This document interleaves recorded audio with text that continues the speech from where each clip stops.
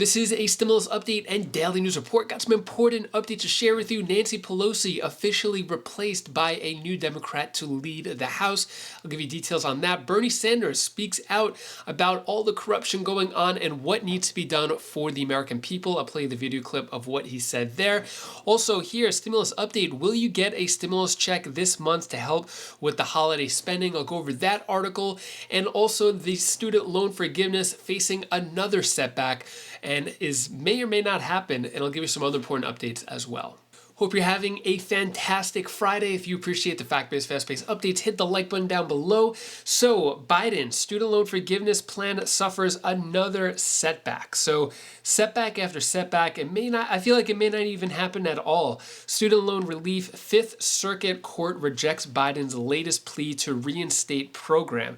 So the three-judge panel unanimously chose not to override a decision by U.S. District Judge Mark Pittman on November 10th, and President Biden's student loan debt relief program, which seeks to forgive hundreds of billions of dollars owed by tens of millions of borrowers, was handed another loss Wednesday as federal appeals court denied his request to reinstate it, court documents show. So President Biden and the administration trying really hard on the student loan forgiveness, but they keep hitting roadblock after roadblock. So with this now happening, it feel like it may not happen at all. But I think the Biden administration is probably going to keep on trying. I'll keep you updated on that. Hakeem Jeffries elected to replace Nancy Pelosi as House Democrat leader in next Congress. So Nancy Pelosi, 82, will remain in House as rank and file member. So she's not leaving Congress. She's just leaving being as a leader. I didn't know she was 82. Jeffries won the post in an uncontested election after Pelosi and the two other incumbent members of the Democratic leadership, Majority Leader Steny Hoyer and Majority Whip Jim Clyburn, opted to step down. Jeffries, 52-year-old New Yorker, will be the first African-American to serve as House Democrat leader. What he said here is leadership is incredibly important. When we get an opportunity as diverse leaders to serve in positions of consequence, the most meaningful thing we could do in that space is an incredibly good job. So Hakeem Jeffries, let me know, good replacement, bad replacement? Do you think things will be different with a new leader in the House? And then when it comes to Bernie Sanders back proposal for rail workers paid leave passes U.S. House alongside labor deal. And Bernie Sanders has a lot more to say too to try to help out the American people and help those who are suffering the most. Take a look at what Bernie Sanders says. Society, they see corporate profits soaring while the prices they pay for the products they need continue to go up. They see CEOs of major corporations now making 400 times more than the average worker at that corporation. They have seen during this terrible pandemic, when tens of thousands of workers died because they had to go to work, they have seen the billionaire class make $2 trillion more in their wealth. Further, they look around them, and while the very wealthiest people in America become much richer, they walk down the street and they see people sleeping out on the sidewalks. We got almost 600,000 Americans who are homeless. People can't afford their health care costs. We had 85 million Americans who are uninsured or underinsured. In other words, the economy is doing really, really, really well for CEOs and billionaires. But for the average American worker, he or she is falling further and further behind. Now, within that broad context of what's happening in the overall economy, let's take a look at what is going on in the rail industry today and why Congress is being asked to implement a union contract with rail workers to avoid a strike that could take place as early as December 9th. And it turns out that when we talk about the extraordinary level of corporate greed in America, there is no better example of that than what is taking place in the rail industry today. They are the purest example of why the American people are so angry at what's taking place in our economy. So if you look at the rail industry today, what you will understand is that this industry has seen huge record-breaking profits in recent years. Huge profits. In fact, in the first 3 quarters, not a whole year, 3 quarters of this year, the rail industry made a record-breaking $21 billion in profit. Further, they have so much money, profits are so high, that the industry spent over $25 billion this year not to improve rail safety, not to address the supply chain crisis, but to buy back its own stock and hand out huge dividends to its wealthy stockholders. In fact, since 2010, and I hope every member of Congress hears this, the rail industry has spent over $183 billion on stock buybacks and dividends. And on top of all of that, the CEOs of many of these railroad companies are enjoying huge compensation packages. So while workers struggle, last year the CEO of CSX made over $20 million in total compensation. The CEO of Union Pacific and Norfolk Southern made over $14 million each in total compensation. In other words, within the rail industry, corporate profits are soaring and CEOs are making incredibly large compensation packages. But in the midst of all of that, it is fair to ask what is going on for workers. Profits record-breaking, CEOs tens of millions of dollars a year in compensation. What's going on for the workers in the rail industry? And the reality is that the key issue in the rail dispute that we are dealing with right now, votes taking place as we speak in the House, is not about salary. It's not about how much money workers there are earning. The key issue is the working conditions in the rail industry, which are absolutely unacceptable and literally beyond belief. Right now, if you work in the freight rail industry, and this is a job in the rail industry, this is really hard work, dangerous work. It's work that takes place when it's 20 below zero. If you are a worker in the rail freight industry, you are entitled to a grand total of 0 sick days. Let me repeat that. You are entitled to a grand total of 0 sick days. Now, as a nation, industry after industry, government after government here in Congress, our people get sick. They have the right to take time off. It's humane. Nobody, not the most conservative member of this institution, would say to a worker, oh, you got COVID, you're fired. It would be unthinkable. And yet, what this means, the policy in the rail industry means, is if you get sick, if your child gets sick, if your spouse gets sick, and you need to take time off of work, not only will you not get paid, you actually will get reprimanded and could get fired. And that absurd, inhumane situation is precisely what is taking place today in the rail industry. Mr. President, let me remind you and all of our colleagues that hundreds of Americans are still dying every day from COVID, and tens of thousands are being hospitalized as a result of this terrible virus. What the freight rail industry is saying to its workers is this: it doesn't matter if you have COVID, it doesn't matter if you are lying in a hospital bed because of a medical emergency, it doesn't matter if your wife has just given birth, it just doesn't matter. If you do not come into work, no matter what the reason, we have the right to punish you, we have the right to fire you. Frankly, it is hard to believe that these conditions still exist in the United States of America in the year 2022.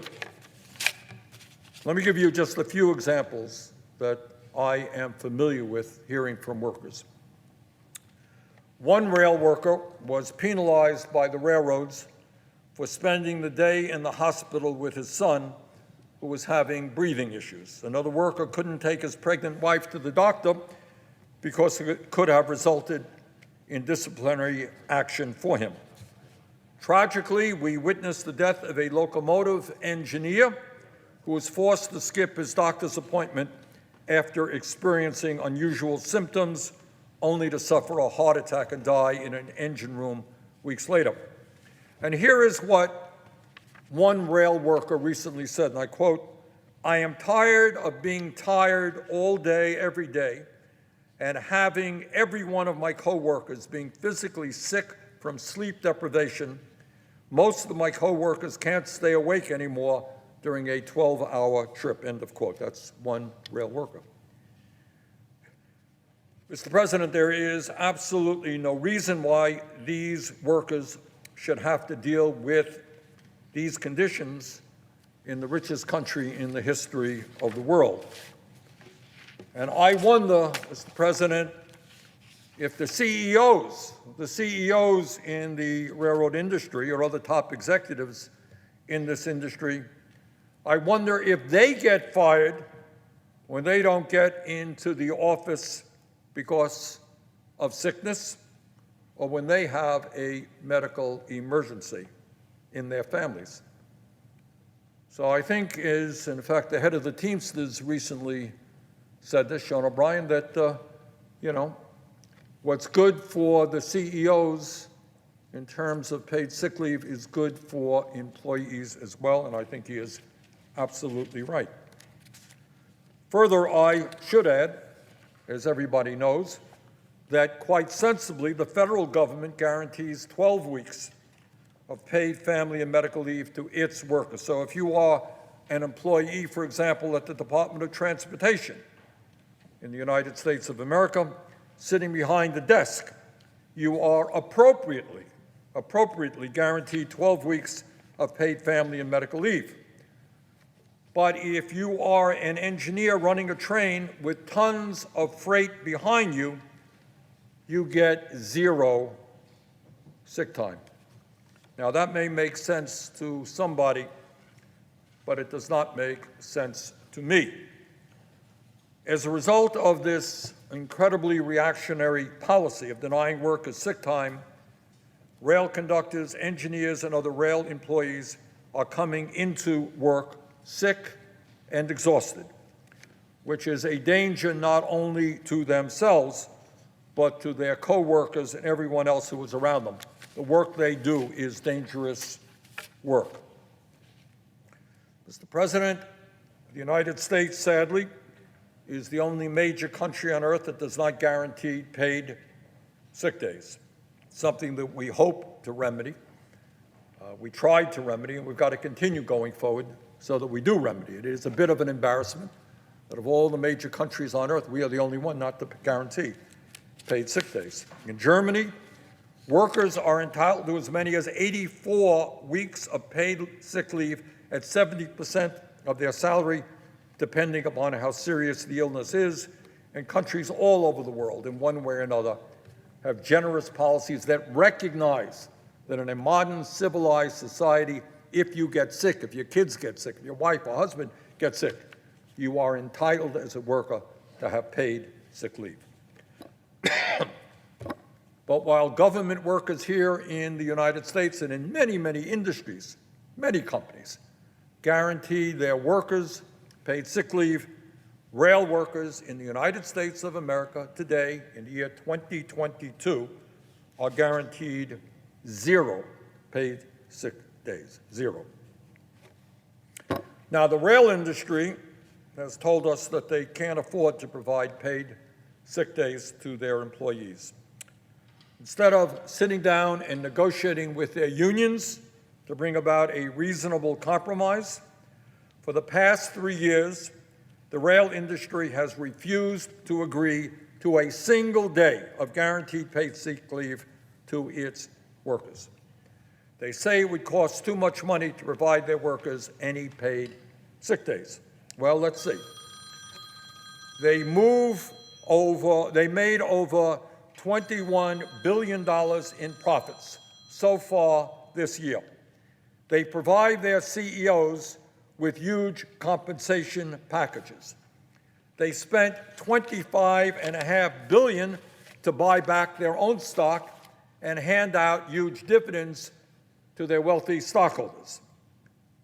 But they're just too broke, too financially hard-pressed to guarantee paid sick days to their employees. So here is where we are, Mr. President. Interestingly enough, it turns out that guaranteeing 7 paid sick days to rail workers would cost the industry a grand total of $321 million a year, a tiny fraction of the $21 billion in profits that they have already made. If the major rail carriers can afford to spend $25.5 billion a year on stock buybacks and dividends, do not tell me that they cannot afford to guarantee paid sick days to their workers and allow these workers to have a reasonable quality of life. But, Mr. President, the outrage over the lack of paid sick leave is not the only issue that rail workers in America have been fighting for. The rail workers of this country are sick and tired of unreliable scheduling, which is having a negative impact on their personal and family lives. In America today, rail workers are on call for up to 14 consecutive days, 12 hours a day. In fact, it is not uncommon for many rail workers to be on call nearly 24 hours a day, with a requirement to report to work within 90 minutes for shifts that can last nearly 80 hours.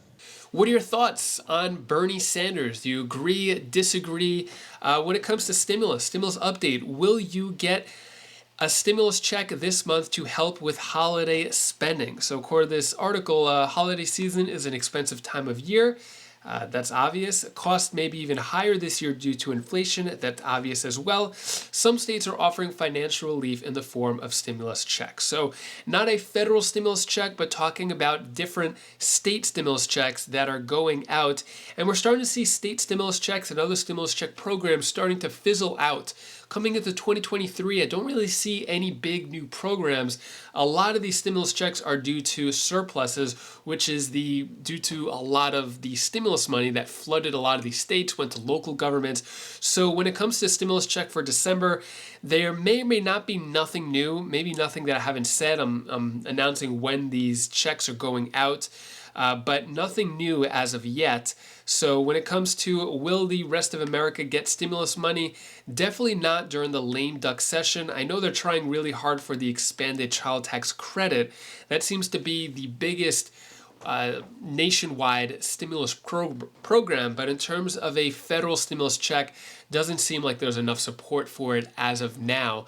I'll keep you updated if anything changes, and that is all the news that I have for you today to hopefully brighten your day a bit. Here's my daughter Bella's tip of the day.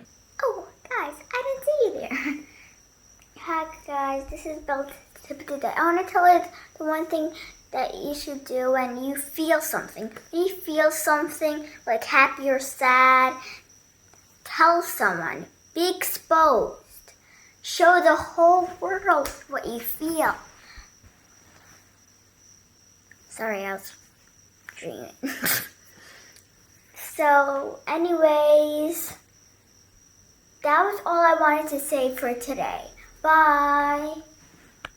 Thank you so much for watching. Appreciate all of your support. If you like how I got straight to the point, hit the subscribe button, the like button, and if you want these updates on a daily basis where I just show you what's happening, show you the articles, not too much fluff, subscribe to the channel. And if you want to check out any of my other videos, my other channels, click right up here, and I'll see you in the next video. Take care, be safe. Thank you for watching.